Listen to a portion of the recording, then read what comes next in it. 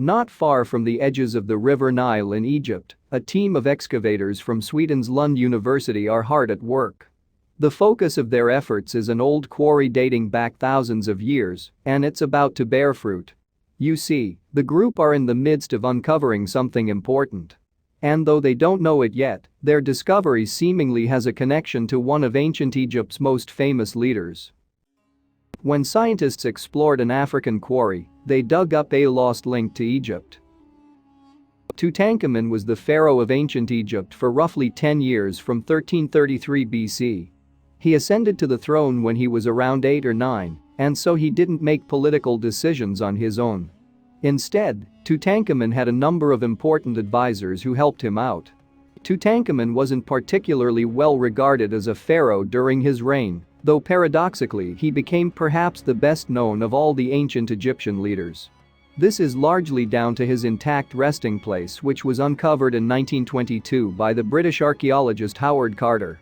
Following the discovery, Tutankhamun's tomb and the objects found within it went on to capture the public's imagination. The pharaoh entered into popular imagination, and to this day he remains a source of great interest. As such, any new discoveries related to the figure are of tremendous value. Over at the ancient quarry in recent times, the Swedish archaeological team's discovery in 2019 couldn't be directly traced to Tutankhamun himself. But it did appear to be linked with one of his close relatives. Furthermore, the find may also be able to shed some light on ancient Egypt and its people's practices. The site in question is known as Jebel el Silsila, and it's located about 40 miles away from the Egyptian city of Aswan. Situated along the River Nile, Jebel el Silsila was once a major quarrying site. And as we'll soon discover, rock was extracted here from either side of the river for quite some time. Jebel el Silsila initially became an important place for quarrying during the 18th dynasty of ancient Egypt between around 1549 to 1292 BC. At some point during this period, Egyptian construction workers started to make greater use of sandstone as opposed to limestone, and the former could be found at Jebel el Silsila. Several buildings in prominent locations in ancient Egypt were assembled with stone extracted from the Jebel el Silsila site. This rock was retrieved from the earth and fashioned into stone blocks known as taladites. These, in turn, were then used to construct a number of buildings. In fact, stone from Jebel el Silsila is believed to have been used in the majority of ancient Egypt's greatest temples. This includes constructions at Luxor, Karnak, Kom Ombo and Medinet Habu. And at the quarry itself, shrines have been found which had apparently been raised by the people running operations there. The main god of Jebel Silsila is the crocodile deity Sabek, who was believed to control the waters. Also linked with the power of Egyptian leaders, military strength and fertility, Sabek was often depicted as having the body of a man and the head of a crocodile. Jebel el Silsila spans over 7.5 square miles of space and is the focus of an archaeological project which began in 2012. It is being conducted by Sweden's Lund University and led by the archaeologist Maria Nilsson and her husband John Ward, who is assistant director. The archaeological works at Jebel el Silsila have shown that the site was once more than strictly a quarry. In fact, it seems that laborers also used to reside at the location along with their spouses and children. Furthermore, experts have come across tombs, sculptures and even the remains of people there. For instance, the team announced in December 2018 that they discovered a mass grave at Jebel el Silsila. This had actually been found a couple of years beforehand, but it had taken all that time to excavate. After all, the underground site had contained a considerable amount of water. The archaeological team had used pumps to remove the water from the tomb in order to access its contents. And once they had removed enough of the H20, the experts were then able to sift through the artifacts and bones using their hands. After the discovery of the remains, John Ward then spoke to Live Science about its significance. He said, "We're actually sitting in this soup, so to speak, of human remains. You can't see in the water at all, so everything is done by touch." 2 years prior, meanwhile, the team at Jebel el Silsila had also made another impressive discovery. They came across a necropolis housing both adults and kids. And this, it seemed, was evidence that the site was actually once a place with a large population. A couple of months before this burial site had been announced, meanwhile, word of other discoveries drifted out from Jebel El Silsila. This time, a number of sculptures depicting members of several important families had been found. There were 6 in total, and they were estimated to be around 3,500 years old. As we've seen, the Jebel El Silsila site has, in archaeological terms, been extremely fruitful during recent years. But perhaps the most significant find was announced in February 2019. At that point, the project team let the world know that they'd come across a very special type of sphinx. Generally speaking, a sphinx is a mythological beast with a lion's body and a person's head. They have been a feature of both ancient Greek and ancient Egyptian culture, though they are depicted differently. And perhaps the most famous surviving example is Egypt's Great Sphinx of Giza. But this particular sphinx at Jebel El Silsila was rather unusual. It had been found in a cavity of the quarry and was believed to have been left there during the Roman period. Around it, the experts also discovered hundreds of engraved stone pieces and a carving of a snake that once sat atop the sphinx. The sphinx's head had apparently been poking slightly out of the ground for some time before the full thing could be revealed. In fact, getting down to the body of the carving was quite the feat. The excavators had needed to dig through huge amounts of debris to get to its bottom. The statue was about 3.5 meters in height, so it's no surprise that it took such an effort to reveal it all. But it wasn't the size of the sphinx that struck experts as unique. Rather, it had everything to do with its top part. The more well-known sphinxes in the world tend to possess the head of a person. But this was a cryosphinx, meaning that it had the head of a ram. Along with this main cryosphinx carving, the archaeologists also found a baby sphinx.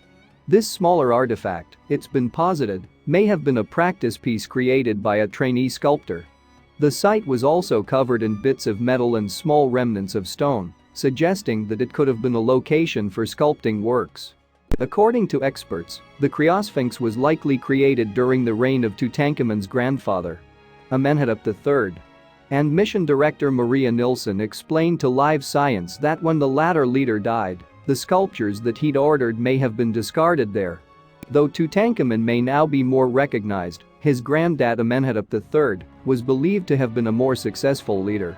As pharaoh for a time during the 14th century BC, his rule took place at a time when ancient Egypt was at its peak of power and prosperity. Amenhotep III ruled over ancient Egypt for just a little under 4 decades, and a number of the civilization's greatest buildings were constructed under his leadership. Furthermore, Amenhotep III's armies were effective in protecting his realm and also expanding its boundaries to new locations.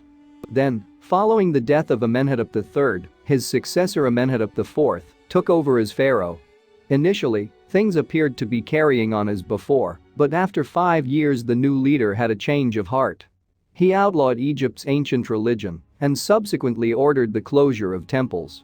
The leader also decided to rename himself Akhenaten.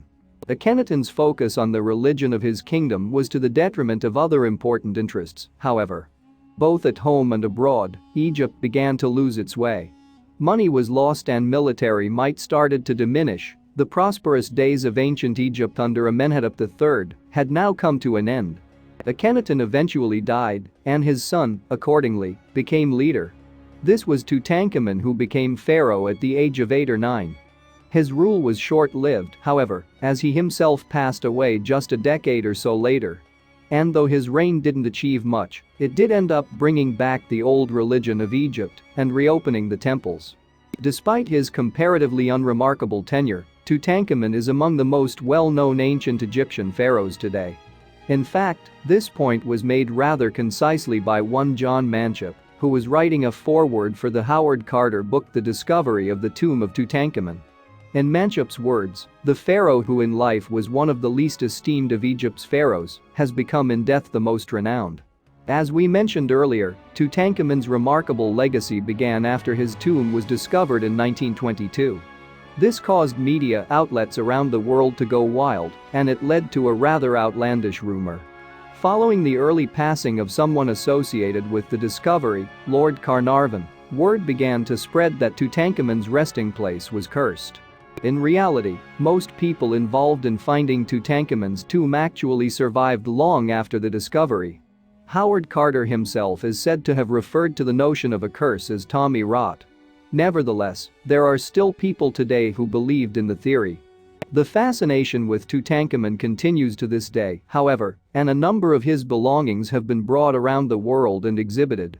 People in places like France, Japan and the United States have all had a chance to see these items over the decades. In fact, another tour began in 2019 and will conclude in Cairo 3 years later. If nothing else, this tour suggests that there remains a strong appetite among regular people to learn about Tutankhamun. And this is almost an entire century after his resting place was first uncovered. So, given that Amenhotep III was so closely related to the younger pharaoh, the new find at Jebel el-Silsila will perhaps excite many, given that it was seemingly created during the former's time. The large Criosphinx, which was found at the quarry, weighs more than 22,000 pounds, Assistant Mission Director John Ward told Live Science. It also apparently shares a resemblance to other sculptures found at the Temple of Khonsu, which sits within a complex called Karnak, near the Egyptian city of Luxor. Director of the Jebel el-Silsila excavation Maria Nilsson told Live Science that they aren't sure why the Criosphinx was left deserted at the quarry site. There were signs of a little damage to the sculpture, but nothing apparently so serious as to warrant abandoning the work. So, another theory has been put forth that might explain things. Nilsson explained to the publication that sculpting works being undertaken when Amenhotep III was alive may have ceased upon his passing.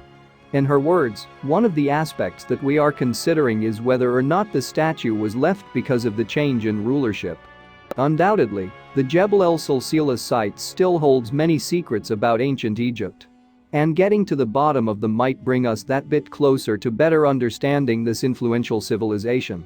For example, learning about how they mined for stone could itself tell us something about the wider society as a whole. Archaeological finds at Jebel el-Silsila might also shed light on religious customs and practices prevalent in ancient Egypt. Furthermore, something could potentially be learned about the politics and dominant ideologies of the time. Much more archaeological work will need to occur, of course, before any solid conclusions can be drawn about some of ancient Egypt's mysteries. But until then, work will continue. And given the astonishing discoveries already made at Jebel el-Silsila, we may still be up for further surprises in the future. Thanks for watching, and don't forget to like and subscribe.